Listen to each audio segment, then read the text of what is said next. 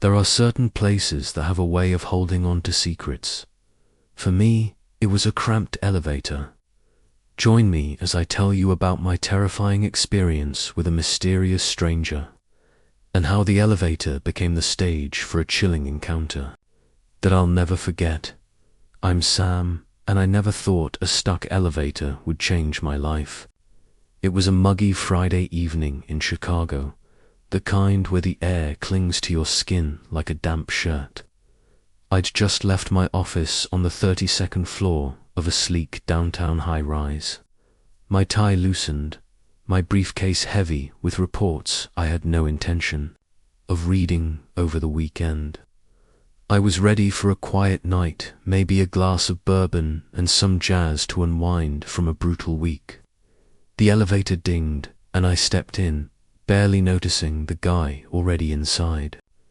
He was leaning against the back wall, arms crossed, staring at the floor like it held the secrets to the universe. The doors slid shut, and we started our descent. He didn't look up, and I didn't care to make small talk. I was too busy mentally, replaying a tense meeting with my boss, who'd been writing me about deadlines. Then, with a jolt that made my stomach lurch, the elevator screeched to a halt. The lights flickered, and the panel blinked erratically before settling on a dim glow. I pressed the buttons, nothing. The emergency call button, dead. My phone. No signal. Great. I glanced at the stranger. He hadn't moved, but his eyes were on me now, sharp and curious, like he was sizing me up. He was maybe in his early 40s, like me, with dark hair streaked with silver at the temples, a neatly trimmed beard, and a face that looked like it had seen a few storms, but came out stronger. His navy blazer was tailored just right, and his jeans were worn but stylish, like he knew exactly who he was and didn't need to prove it. There was a quiet intensity to him, something that made the small space feel smaller. "Looks like we're stuck," he said, his voice low and calm, with a faint trace of an accent I couldn't place. Maybe Southern, but softened by years away. "Yeah," I muttered, jabbing the buttons again, as if persistence would magically fix things. "This is just what I needed." He chuckled, a warm sound that cut through the stale air. "Rough day." "Rough." "Weak," I said, leaning against the wall opposite him. I didn't want to get into it, but something about his easy demeanor made me keep talking. "Work's been a nightmare." "You," he shrugged, his lips curling into a half-smile. "I'm just passing through. Thought I'd catch a meeting, maybe grab a drink. Didn't plan on getting trapped in a metal box." I snorted. "Welcome to Chicago." We stood there, the silence stretching, but not uncomfortable. I noticed his hands strong, with a few calluses, like he worked with them but wasn't defined by it. A silver ring glinted on his right hand, simple but deliberate. I caught myself staring and looked away, focusing on the emergency hatch above us, which looked about as useful as a paperweight. "I'm Marcus, by the way," he said, breaking the quiet. "Sam," I replied, meeting his gaze. His eyes were a deep hazel, steady but warm, like they could see right through the walls I'd spent years building. We started talking, mostly to kill time. He was a consultant, in town for a conference, but he didn't bore me with the details. Instead, he told me about growing up in a small town in Georgia, where he'd sneak into his dad's garage to tinker with old radios. I found myself sharing bits of my own life, how I'd moved to the city after college, chasing a career in finance that sounded better on paper than it felt in reality. I didn't mention the part about my ex, or the empty apartment waiting. For me, some things you don't say to a stranger, even one who feels oddly familiar. The air in the elevator grew stuffier, and my shirt started sticking to my back. Marcus shrugged off his blazer, revealing a crisp white shirt that hugged his frame. I tried not to notice, but I did. He caught my eye and grinned, like he knew something I didn't. "You think they'll get us out before we start eating our shoes?" he asked. I laughed, the sound surprising me. "Hope so. These loafers cost too much to be dinner." Time dragged on, and the conversation deepened. We talked about music, turns out. He loved jazz too, but leaned toward Coltrane, while I was more of a Miles Davis guy. We debated the best dive bars in the city, and he teased me for ordering bourbon instead of whiskey. It felt easy, like we'd known each other longer than an hour. But there was something else, to a spark, a pull I couldn't quite name. I hadn't felt it in years, not since things fell apart with my ex. I pushed the thought away. This was just two guys stuck in an elevator, passing the time. Then the lights flickered again, and the elevator groaned. My heart jumped, but Marcus just leaned forward, his voice steady. "Hey, we're fine. It's just settling. Old buildings do this." "You sound like you've been stuck in elevators before," I said, trying to keep my tone light. "First time," he admitted, his smiles softer now, "but I've been in tighter spots." There was a story there, but he didn't elaborate, and I didn't push. Instead, I found myself talking about my dad, who'd passed a few years back. How he'd always wanted me to take over his hardware store, but I chose the corporate life instead. How I sometimes wondered if I'd made the right call. Marcus listened, really listened, his eyes never leaving mine. When I finished, he didn't offer platitudes, just nodded and said, "Sounds like he was proud of you anyway." I don't know why that hit me so hard, but it did. My throat tightened, and I looked away, pretending to check my phone again. No signal, still. But now I wasn't sure I wanted to be rescued just yet. Marcus started talking about his own family as complicated, a lot of unspoken regrets. He didn't go into details, but there was a weight to his words, like he'd carried them for a long time. I wanted to ask more, but something told me to wait. Instead, I shared a story about the time I tried to fix my dad's old truck and ended up with oil all over my favorite shirt. He laughed, a deep, genuine sound that made the elevator feel less like a cage. Hours passed, or maybe it just felt that way. We sat on the floor, knees almost touching, swapping stories like old friends. I told him about the time I came out to my parents, how my mum cried but hugged me, how my dad just nodded and said, "Okay, son." Marcus listened, his face softening. And then he shared his own story, how he'd known he was gay since he was a teenager, but didn't tell anyone until he left home.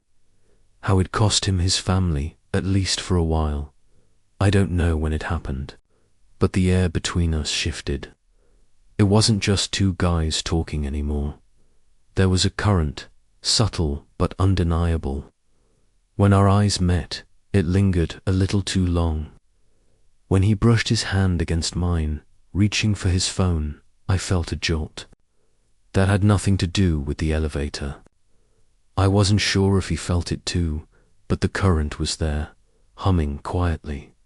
Finally, the elevator shuddered, and the lights brightened. A crackly voice came through the speaker, apologizing and saying help was on the way. I should have been relieved, but my chest tightened instead. Marcus stood, offering me a hand to pull me up. His grip was warm, steady, and I held on a second longer than I needed to. When the doors finally opened, a maintenance guy was there. All apologies and explanations about a power surge. I barely listened. Marcus grabbed his blazer, and we stepped out into the lobby, the cool air hitting us like a shock. I wanted to say something, anything, to keep the connection going, but my tongue felt heavy. "Well, Sam," Marcus said, turning to me with that half smile, "that was one hell of a Friday night." "Yeah," I said, my voice quieter than I meant. "You sticking around Chicago?" "For a bit," he said, his eyes holding mine. "Maybe I'll see you around." He handed me a business card, his fingers brushing mine again. I watched him walk away, his stride confident but not rushed, and I stood there, the card warm in my hand, wondering what the hell just happened. The next few days were a blur, but Marcus stayed on my mind like a song I couldn't shake. His card sat on my kitchen counter, next to my coffee maker, its edges slightly worn from how often I picked it up. It was simple, just his name, a phone number, and an email. No company logo or flashy title. I didn't call, not at first. I told myself it was because I was busy, but the truth was I was scared. Scared of what that spark meant, scared of opening a door I'd kept locked for years. Work was a grind, but a disaster space wasn't enough to keep my thoughts from drifting back to the elevator. To Marcus, his hazel eyes, his easy laugh, the way his presence had made a stuck elevator feel like the only place I wanted to be. I hadn't felt that kind of connection in a long time, and it rattled me. My last relationship had ended in a slow, painful unraveling, leaving me guarded, maybe too guarded. But Marcus Heed slipped past my defenses without even trying. On Tuesday, I caved and texted him. Just a simple, "Hey, it's Sam. Survived any more elevators?" I stared at my phone for an hour, feeling like a teenager, until he replied, "None as memorable. You free for a drink?" My heart did a stupid little flip, and I typed back, "Name the place." We met at a quiet bar in Wicker Park, the kind with low lights and worn wooden tables. Marcus was already there, nursing a whiskey, looking even better than I remembered, in a dark green sweater that brought out his eyes. He stood when he saw me, his smile warm but a little shy, like he wasn't sure what to expect either. "Thought you might have ghosted me," he said as I sat down. "No," I said, trying to play it cool despite the knot in my stomach. "Just been swamped." We ordered drinks, bourbon for me, of course, and fell into conversation like no time had passed. He told me about his conference, how he'd spent the weekend talking shop with engineers from all over the country. I told him about my latest project, a merger that was giving me headaches. It was easy, comfortable, but that spark was still there, flickering beneath every glance, every laugh. As the night went on, the talk turned personal. I admitted how much I hated the corporate grind sometimes, how I wondered if I'd missed out on something truer. Marcus listened, his eyes steady, and then shared his own story, how he'd left a stable job to start his own consulting firm, chasing a dream that scared him senseless. "Best decision I ever made," he said. But there was a flicker of something in his voice, retrograde, maybe, or just the weight of hard choices. We stayed until the bar started to empty, neither of us wanting to leave. When we finally stepped outside, the night air was crisp, a relief after the stuffy bar. We walked down the street, our shoulders brushing now and then, and I felt that pull again, stronger this time. At a corner, he stopped and turned to me, his face half lit by a street lamp. "Sam," he said, his voice low, "I don't usually do this." "Do what?" I asked, my heart pounding. He stepped closer, close enough that I could smell his collar, something woodsy and warm. "This," he said, and then he kissed me. It wasn't rushed or hungry, but soft, deliberate, like he'd been thinking about it as long as I had. I kissed him back, my hands finding his waist, and for a moment, the world disappeared. When we pulled apart, his eyes were bright, searching mine. "You okay?" he asked, a little breathless. "More than okay," I said, grinning like an idiot. We walked to my place, not far from the bar, talking about nothing and everything. Inside, we sat on my couch, a bottle of wine between us, and the conversation turned deeper. Marcus opened up about his past a long-term relationship that ended badly, leaving him wary of starting over.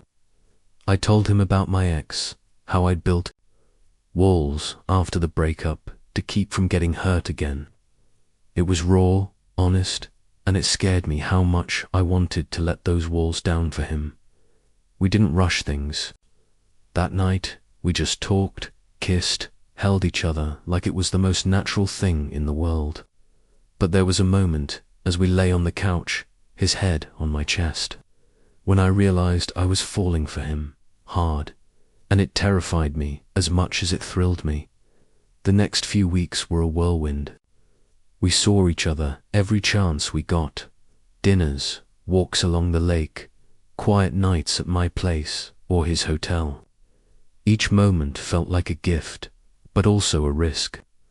My heart was all in, but my head kept whispering warnings about getting hurt again. Marcus seemed to sense it, always patient, never pushing, but his touches, his looks, told me he was falling too. One night, over dinner at a little Italian place, he reached for my hand across the table. "Sam, I'm leaving for Atlanta next week," he said, his voice steady but his eyes uncertain. "My contract's up." My stomach dropped. "For good, for now," he said, "but I want this Seuss to work. If you do," I squeezed his hand, my chest tight. "I do, more than anything." We spent the rest of the night planning long-distance calls, weekend visits, maybe even me coming to Atlanta. It wasn't perfect, but it was real. And, for the first time in years, I felt like I was exactly where I was meant to be, standing outside my apartment, watching him get into a cab. I held on to the warmth of his last kiss, the promise of more to come. The elevator had trapped us together, but it was our choices that kept us there, and I wasn't letting go.